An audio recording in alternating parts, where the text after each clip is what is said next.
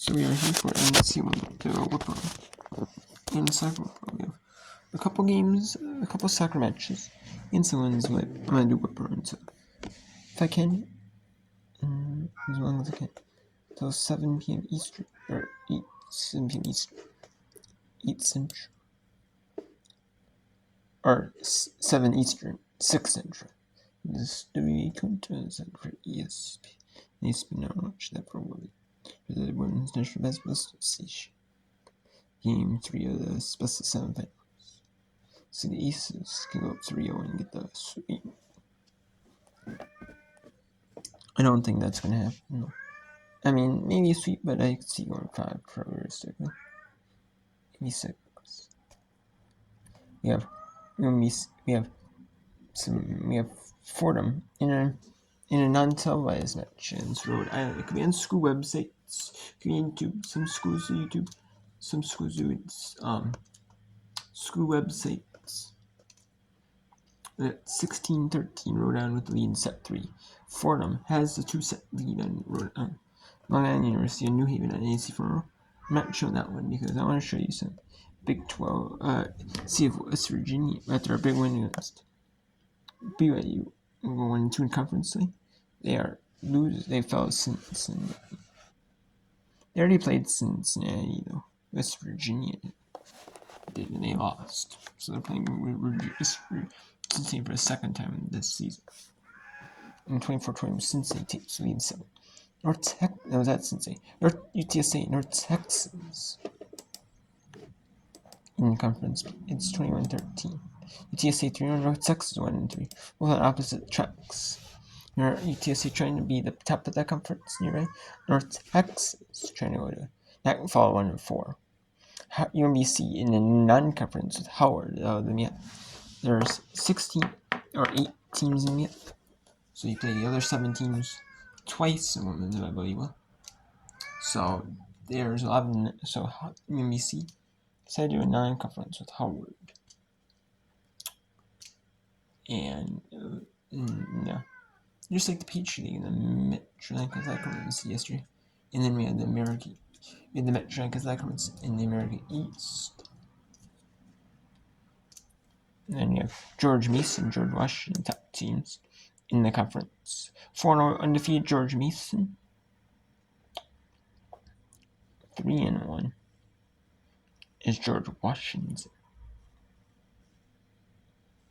So 2 of the top teams, Indiana and Maryland. And Florida and Bethune Cookman in the featured SWAT game. Featured Southwestern Athletic Conference game. It's going around. Bethune Cookman blown up Florida in 24-11. Game 1 Friday Dickinson said it was supposed to start at 6 Eastern. It has not started yet. NC State Forest, 7 Eastern, AC Northwestern. AC North, Tic-Tac at North in Kansas City Eastern ESPN Plus. We have number 3 Kentucky, number 6 at Eastern ESPN. Featured a C game for Saturday. There's one feature. There's one AC game. Day. Then we have Texas Tech at North in Kansas City Eastern ESPN Plus. Central against Sun Eastern AC Front Row website. That's for all non-televised NEC games. The Northeast Conference games. There's some featured games like the conference tournaments. They're on ESPN. They're on NEC. They're on ESPN Plus. Some featured games are on ESPN Plus for sports. However, majority of them are NEC front row. And then we have 7:30 Eastern, Iowa State at Kansas State. Number 17 Tennessee, number 2 Texas and the Center Plus. UCLA number 14 Minnesota Center Plus, which is kind of unfortunate. I want to watch that one too, but I also want to watch the WV finals. So I should probably have them both on 2 screens. Number 24 Car at number Arizona at Eastern. Then Eastern Baylor at number 8 Arizona, number 16 Baylor, number 8 Arizona. Now we'll do whip round after the WV finals run. So we'll see some of Colorado at Arizona. Then you'll see into in the second. Later on, you'll see Pepperdine at St. Clair Eastern. Pacific at in the second half. The second half of Alabama at Gonzaga. And Oregon State at San Francisco. Washington State, San Diego, Portland. Maryland at or Penn JT in a non-conference with Pennsylvania. Of the Ivy League, so Pennsylvania only plays each team once. There's seven conference games. So and then they have the conference tournament. Top 4 teams make the conference tournament. In every sport, whether it's it's basketball, men's basketball, volleyball, softball, baseball,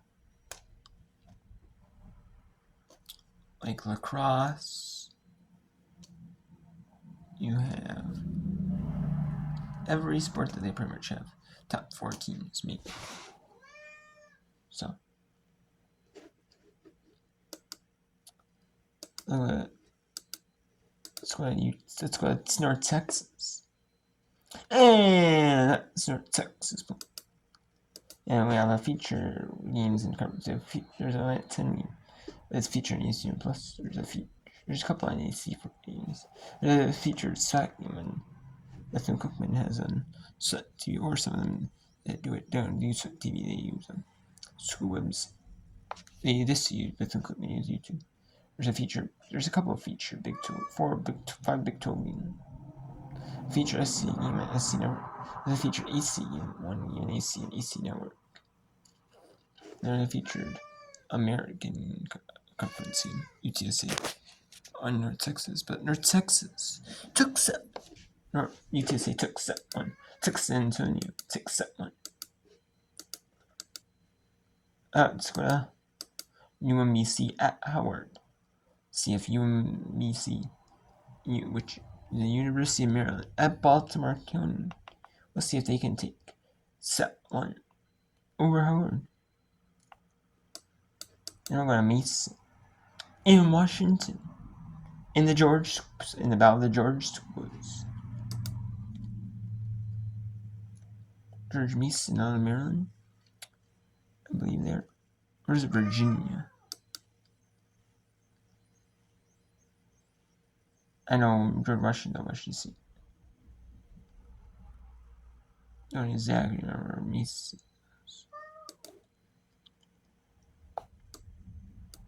The service back, but they need 8 straight points. I mean, that doesn't look good.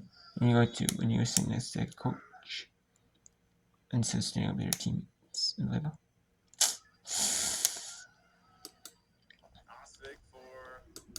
In UMBC is 4-9 overall. They are 2-1 in America East play, while Howard is 8-6 in the Mid-Eastern Athletic Conference, which is abbreviated to the MEAC.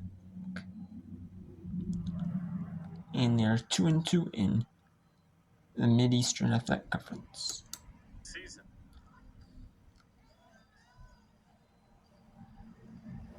Simpson frees it over. The Retrievers. In Baltimore County, still in such a percent. That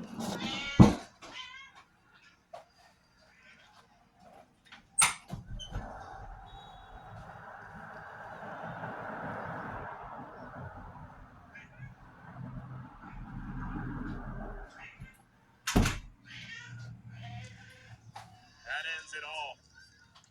Yamas, who was excellent down the stretch, wins the set for UMBC. 25-18. Your final. All right, we go to set 2 on the other side of these messages here on ESPN Plus. Commercial break.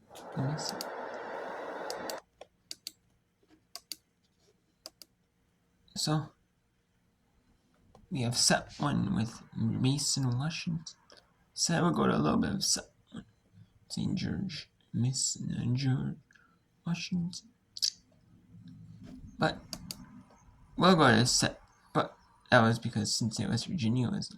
So we'll go to set 2 with the Cincinnati Bearcats and the West Virginia Mountaineers.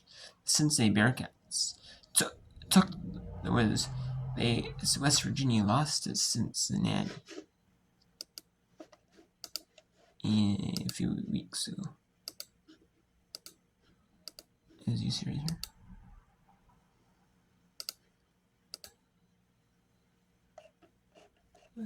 I believe it was their first conference game, wasn't it? Pretty sure it was.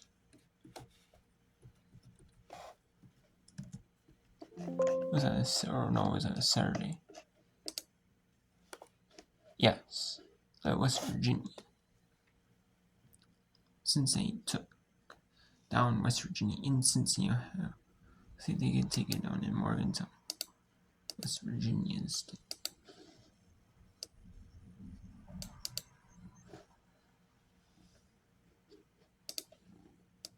Against Cincinnati a week and a half ago. But West Virginia might be a slow starting team. They did have a lot of slow starts to West Virginia, so they can beat BYU did, or BYU West Virginia is slow starting to BYU. So we'll see if West Virginia can bounce back with a win at home against Cincinnati. They would need that because those prove that Cincinnati loss was a fluke, especially given Cincinnati their only conference win so far in the season. It would be a fluke if Cincinnati first, just the opposite of Cincinnati lost this one. Especially at the end of the year, West Virginia starts to be not in the in the middle, if like Cincinnati and West Virginia are both in the middle of the conference, sure maybe they're even or even equal. But if West Virginia's, say he's kind of at the bottom of the conference, so West Virginia's your top, or in the middle even, it's like, yeah, they're just upset. It just depends. Right now, it still looks like upset right now. It does, but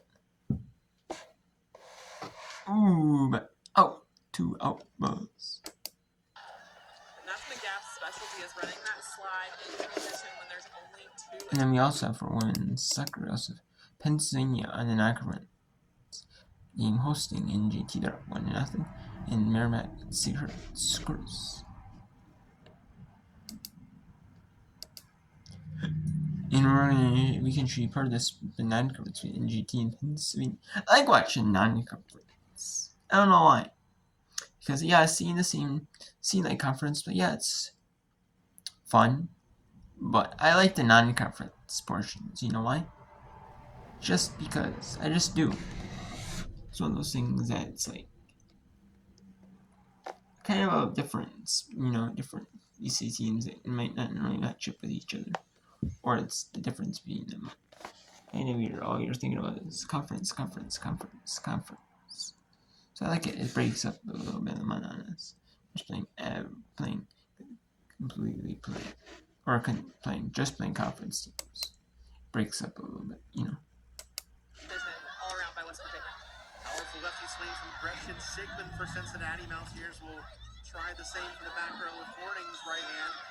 And Cincinnati can't retrieve it. Point for West Virginia. And that's something that West Virginia needs to do when Finbolt's in the front row, because they only have those two attackers. So get another attacker involved in Nina Horning, who has shown that she can swing really well from the back row as well as in the front. Good serve. Dug out by Cincinnati's Mackenzie Johnson, and then finished by Sigmund. Both of these teams are really struggling from the attacking line. Cincinnati in this set only has 4 kills with 2 errors. West Virginia has 2 kills to 1 error. So look to see a lot more off speed from these attackers just trying to score points for their team. In the absence of Glendenning for Cincinnati, use some different players. Block there from Pickering.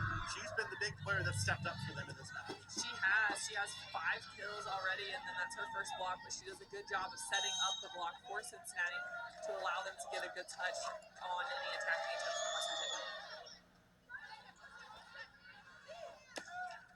Good swing from Tanchin. Got to go back to Pickering, and once again she will score.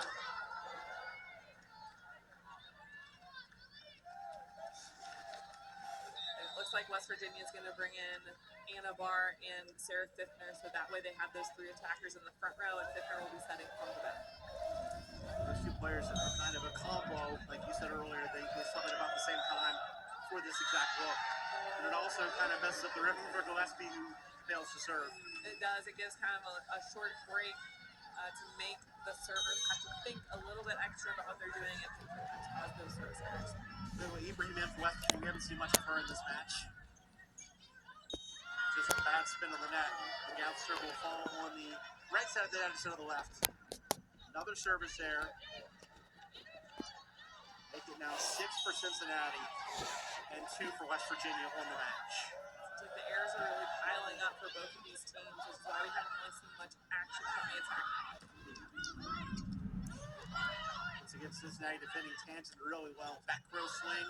Fifter gets enough of that for Best to have it. Then it's guided over by Barr. Cross-court swing there from Samunovic. Saved by Betts and led over by Hornick. Once again, so effective speeds with that lefty. Big set and finish. It is, and she knows the right